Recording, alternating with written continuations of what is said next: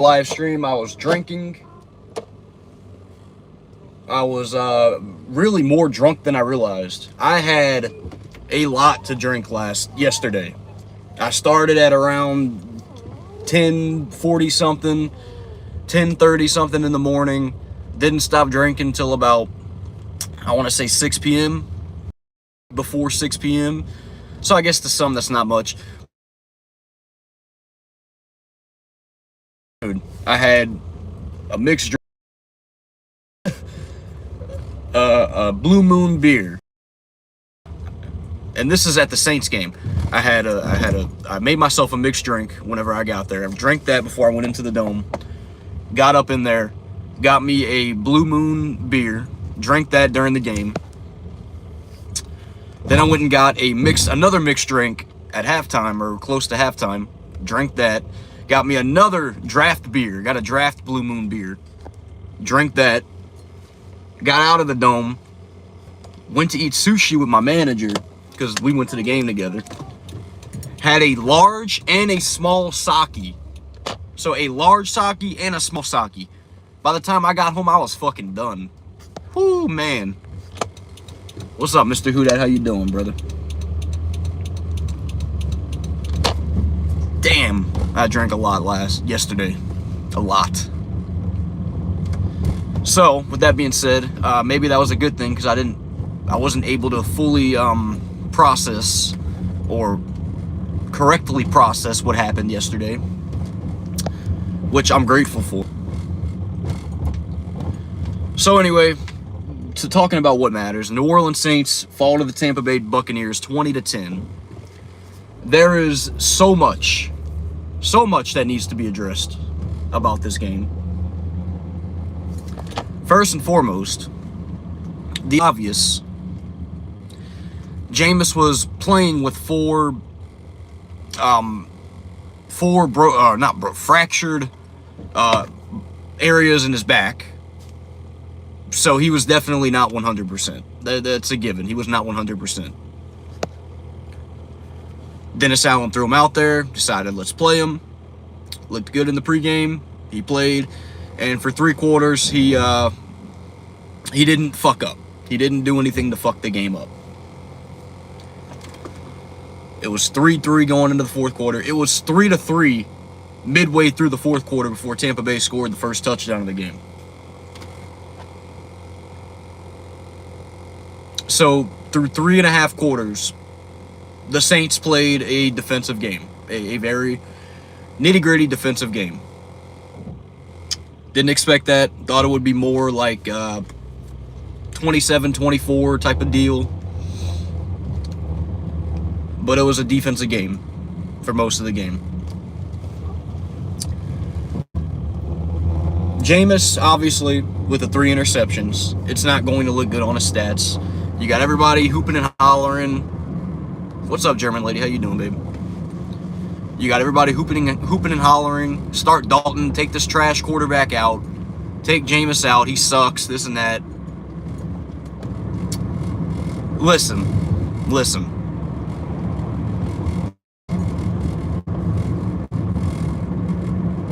I don't think you need to be putting Jameis on a torch right now.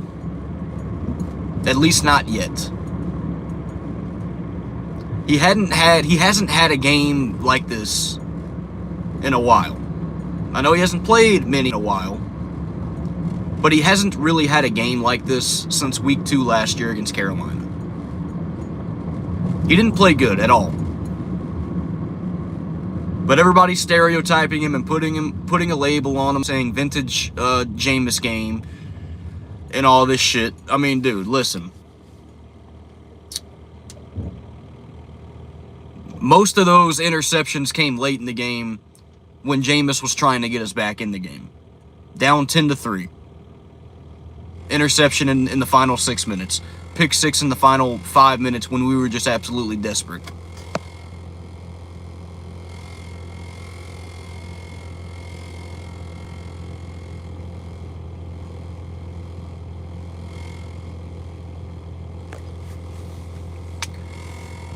So I'm not going to put all the fault on Jameis, okay?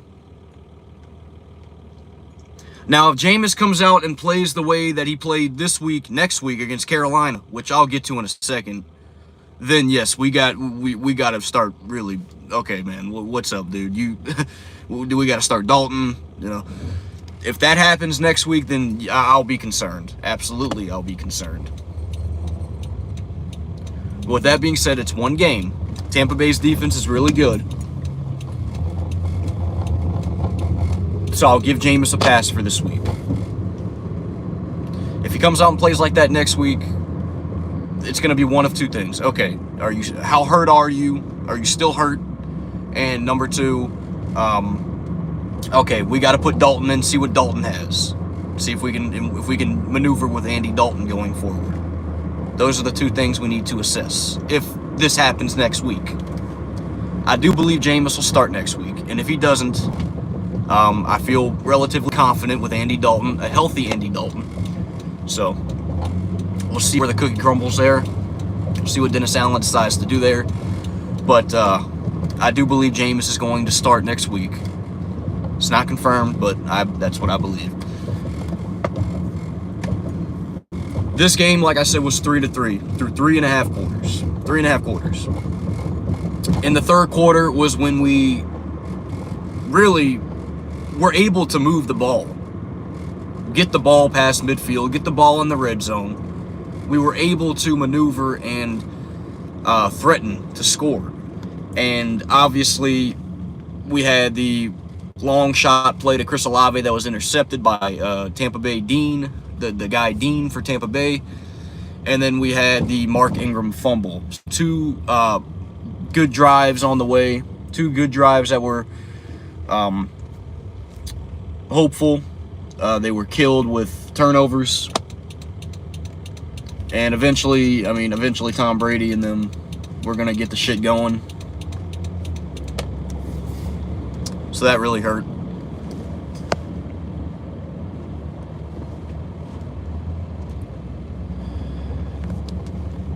I do believe that Mark Ingram fumbling that ball was definitely the torch that really, that was our chance to gain grasp on this game, like to get a 10-3 lead. Like we could have had a touchdown lead in a defensive game, which would have, in essence, I don't think Jameis would have to have thrown all those times later on and thrown all those interceptions. Have had a great 10-3 grasp on this game. Completely different ball game at that point. Didn't work out that way. The fumble with Mark Ingram starting, you figured he was doomed. He was destined that he was going to fumble after running all those times. So, you hand the ball off to Ingram. How many times he had 60 yards, but he was the top runner for our offense yesterday. Eventually, he was due for a fumble, dude. He's not used to being that number one guy anymore. It's always been Kamara. So that hurt. The loss of Kamara for the week, that was definitely an indicator. The one thing that I'm looking for, and I'm really, really looking at, though, and a lot of you can fault me. You can say, oh, well, it sounds like an excuse, but it's really not, because I'm not blaming the whole game on this. That one drive where we just had penalty after penalty after penalty called on us. And then Mike Evans decides that he's going to be a bitch like he always is and take another cheap shot at Lattimore. That's the drive. That, to me, you can look at the Ingram fumble. You can look at the interceptions Jameis threw. To me, that was the drive that changed the game. That really, really, really changed the game in the fourth quarter. That drive right there. Because it could have been a 3-3 ball game. We had just forced them to punt the ball, or at least go for it on fourth down, if nothing else.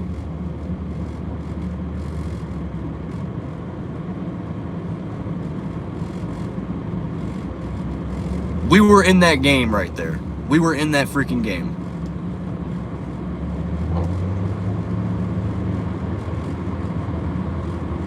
All of a sudden, you get a 12 men on the field penalty. which I don't know how. I mean, dude, the play never even happened yet. The play hadn't even happened yet. We had a chance to I don't know. I was drinking, like I said, so I can't really flash back the play that well. But from my knowledge, the play hadn't even started yet when we had 12 guys on the field. One of the Tampa Bay sideline, or somebody on Tampa Bay side, demanded the refs go call that flag, and they called it, which extended a drive. And then you had the Bradley Roby personal foul call, which I thought was absolute bullshit.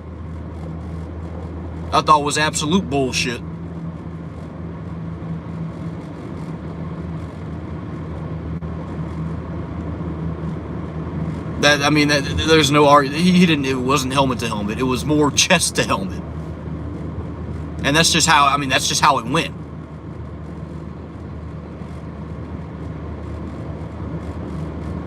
Wasn't helmet to helmet. That was not a penalty in my opinion, but they called it. Then you had a PI call on that very same drive, and then the Lattimore, Mike Evans situation happened. That's it. I think that's what really fucking changed the game. That drive right there with those penalties and that Mike Evans bullshit. I think that's what changed the game. Bruce Arians has no relevance to this game. I don't know what Bruce Arians' fat ass is doing talking shit on the sideline. Get your fat ass into fucking blood pressure recovery or whatever. Whatever the fuck you're having issues with your physical health. Go worry about your health, dude. Get off the fucking field, Bruce Arians. Nobody cares about you. You weren't worth the shit as a head coach.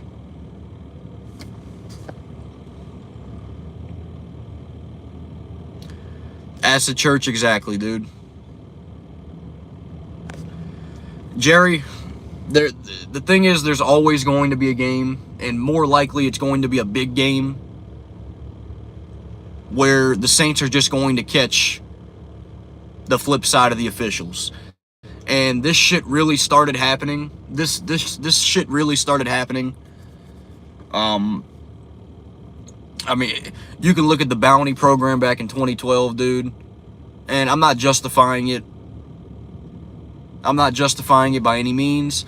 But I'd be lying to you if I didn't have some kind of hatred, some kind of envy in my heart that made me think I decided to go out and just fucking break Mike Evans' leg on purpose right now, or go out leg because Devin White, that fucker's been still talking shit. That fucker is still talking shit on Jameis Winston. You broke the dude's fucking leg last year. You're sitting there talking about how, oh, we knew he was going to throw interceptions. We knew how he was going to fumble the ball. That's what they do. Fuck you, you fucking piece of shit. Fuck Devin White. Fournette. I don't care that you played for LSU. Which both of y'all didn't do shit for LSU anyway. You didn't win nothing. If the Saints were to go out there and I don't know, break Devin White's leg or break Mike Evans' leg or some shit like that, honestly, I wouldn't even be fucking mad, dude. I'd be like, man, that's good for y'all's ass. That's good for y'all's fucking asses. All that shit that you want to talk, and y'all are literally trying to fucking hurt our players. Obviously trying to hurt our players. Devin White, not much so, even though the way he tackled Jameis last year was pretty blatant. But Mike Evans, you're just a straight out piece of shit, dude. You're a piece of fucking shit.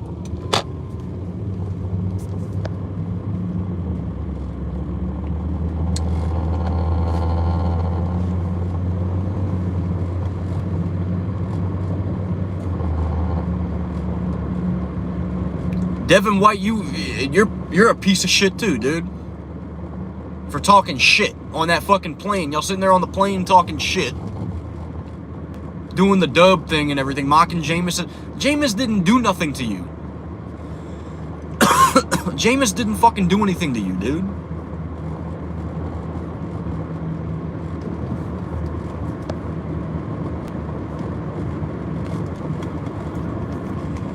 And listen, I'm gonna say another thing.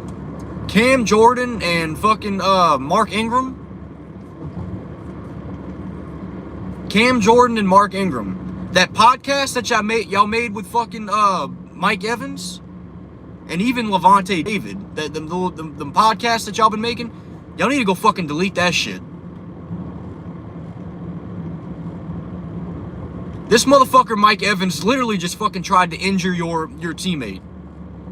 And you're sitting here fucking chatting it up. Oh, we're brothers outside the game. We're brothers off the field, but we hate you on the field.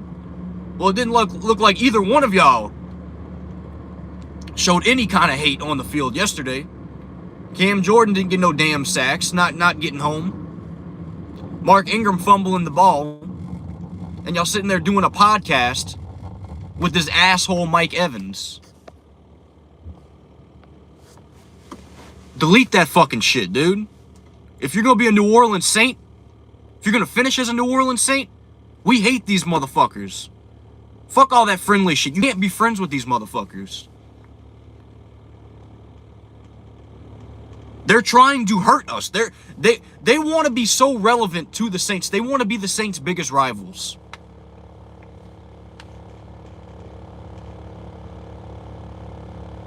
I don't care that they have more Super Bowls than us now. They want to be the Saints' biggest rivals. It's obvious. Constantly, they start shit with us. Constantly, they start shit. And get away with it. Because you got the god of football playing for you. Tom Brady.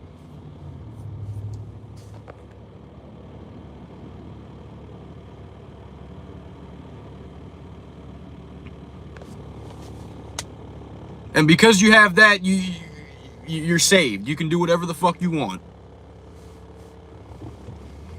That whole team, bro, is just fucking toxic, dude.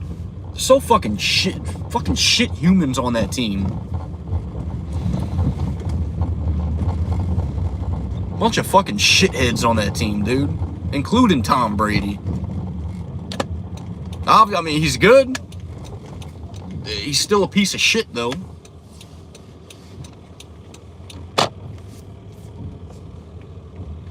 Cam Jordan and Mark Ingram, y'all need to go delete that shit, dude.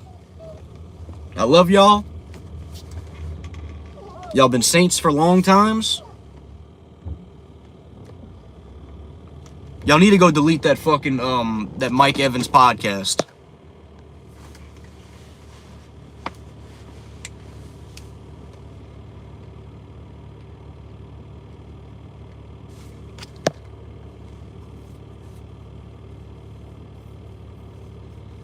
Mike Evans, Lattimore was the one talking. He's talking shit.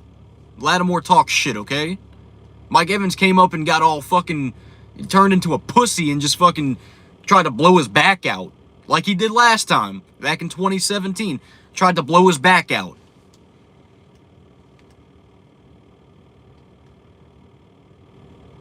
Mike Evans is a piece of shit. Fuck him. Devin White is a piece of shit. Fuck him. I don't feel sorry for these dudes, dude. Like, if Tom Brady or somebody, like, had a season-ending injury, I would not feel bad. That doesn't mean I wish... I wish anything physically to go wrong on the person in their real life. But if you got taken away from football for a whole year, or you got, some shit went down and you break your leg, oh, I'm out for the season, I don't feel bad for you. I'm not going to feel bad for them at all.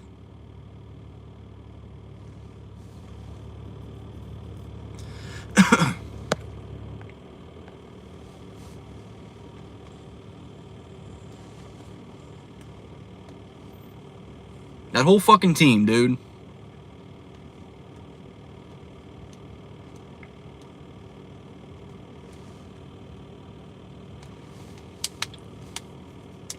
Poverty franchise for years. Weren't relevant to us at all.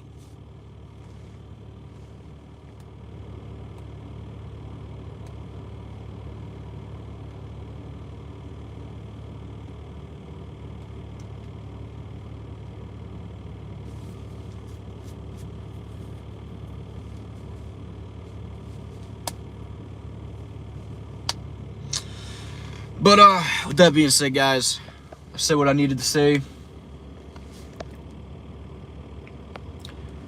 Nice to see all you guys. Just had to get this off my chest.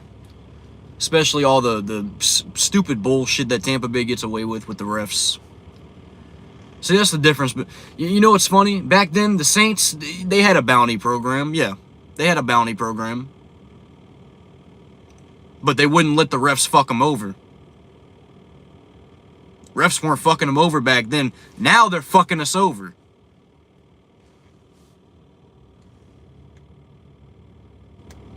Now they're fucking us over. So you know what?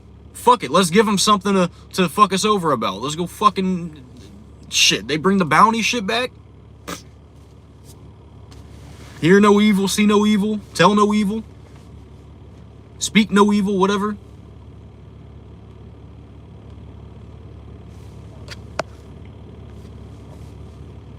That's literally how I'm feeling.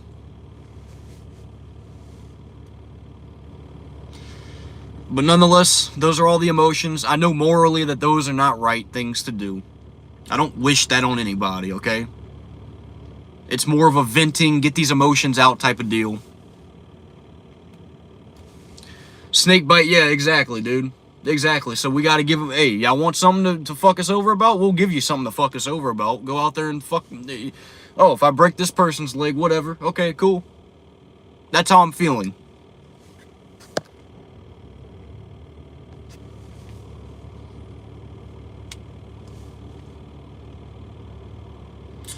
But with that being said, guys, next week against Carolina, I don't care how we do it. It's got to happen. We got to get this win. I said coming into the year, we have got to go 2-1 in these first 3 division games. I still stand by that. We have got to beat Carolina next Sunday. That's a must-win game, dude. You cannot lose that game. You got to win in the worst way possible. I don't care if we win 21-20 with fucking in the final second of the game on a Hail Mary. I don't care how we do it. We have just got to do it. Because it is going to be tough. Let alone to compete for the division, but just to make the playoffs. If you start 1-2 in the division in the first 3 games, it's going to be really tough.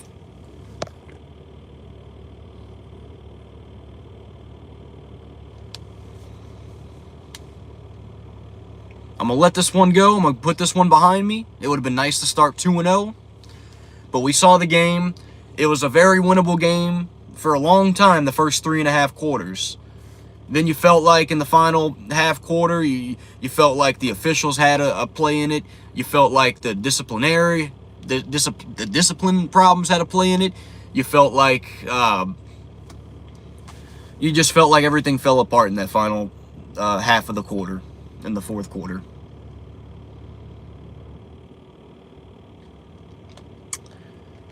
Yeah, sucks. It's tough. It's tough, but we got to move forward. That's the love and joy of football season. The emotions that it brings with it. So, you know what?